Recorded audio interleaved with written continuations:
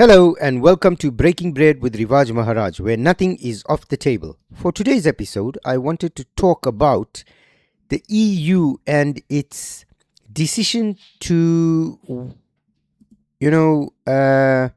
put the brake on some of its energy policies within Europe. So without further ado, let's get into it. Now, there's an article in the Financial Times, Brussels plans carbon price break as Iran war squeezes industry. Now, I've said this, these wind farms and, all these green initiatives, they're nice. But they would have been better had they been established first, whilst you had alternative energy running, the nuclear, your fossils and that. And once these alternate energies that these wind farms and solar and whatever else was up and running and was proving to cope with the demand, then you usher it in. But it's this reminds me of South Africa. When Nelson Mandela took over South Africa, the first thing they did was they began implementing BEE, Black Empowerment Enterprises, and Black Empowerment Programs and affirmative action. So you come in. Now, bear in mind, right? Apartheid South Africa had a very highly educated white class of the population. But amongst the black population, education was actually deliberately withheld. If I'm not mistaken, I remember there was a law, that I think one of the ministers had said, there's no need for a black child to go beyond to go into high school or to go on and study any higher education courses, because all they're going to be are gardeners and cleaning people's homes and washing people's cars. So this was the mentality and the reasoning behind it. But that reasoning translated into policy, and that policy translated into real world ramifications, where you had black kids or generations that grew up without having the necessary education to go out into society and then head these companies and these departments and these governmental organizations governmental departments that would drive the country forward.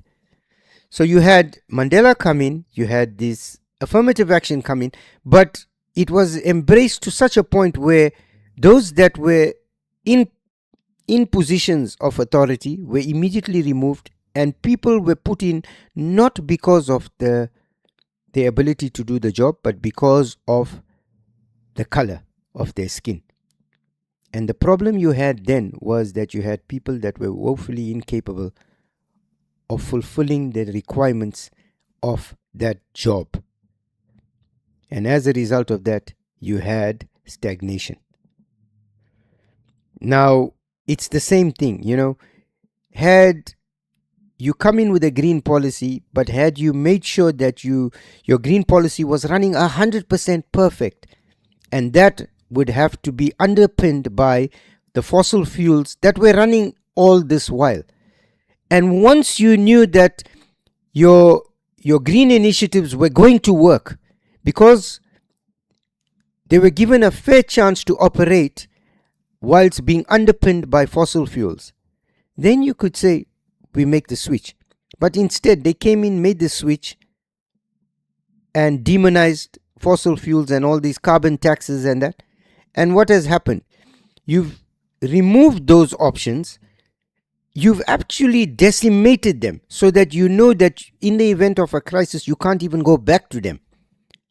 And lo and behold, a black swan event, you have these crises occur, and you find that your current infrastructure is woefully incapable of producing or meeting the demands that are required. And then that causes spikes in the cost of the energy. You now have to buy expensive energy.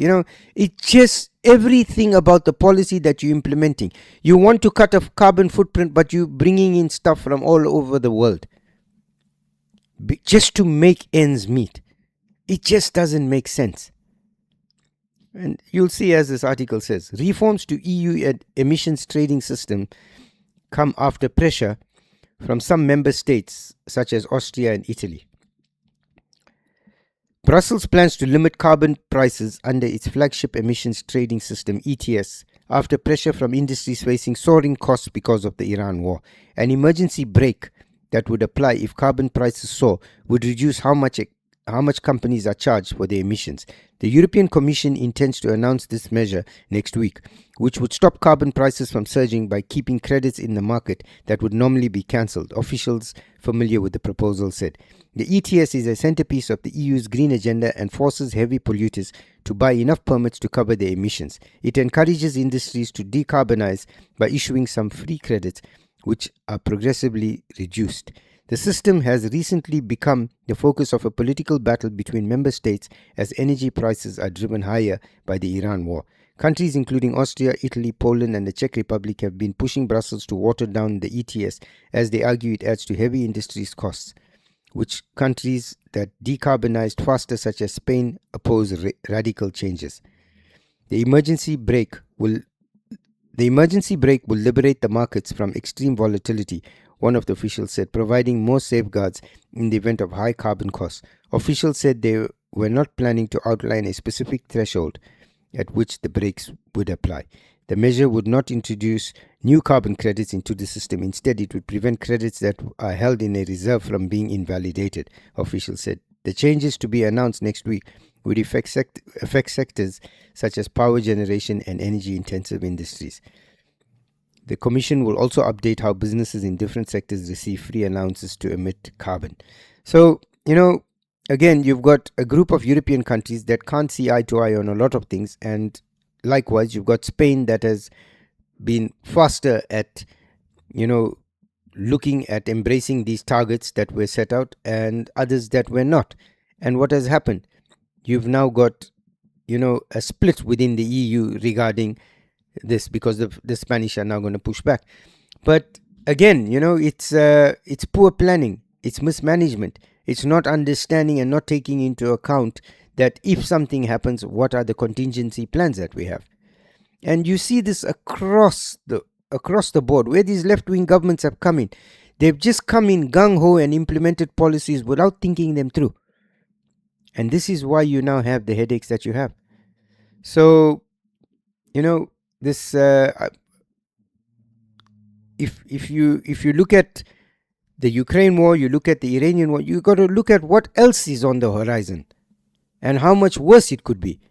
And the Germans have now come out, Merz and von der Leyen have come out and criticized Angela Merkel for shutting down the nuclear reactors, because now Germany is looking to build more nuclear reactors. I think something like 11 or 15. And they're saying they're small and medium, and it doesn't matter. They're still using a this technology that they deemed was evil. So we're going to keep an eye on this, and we'll keep you updated. I want to thank you for spending time with us, and we look forward to seeing you in the next episode. Please remember to like, share, and subscribe, as it helps us with the algorithm and it helps our channel to grow.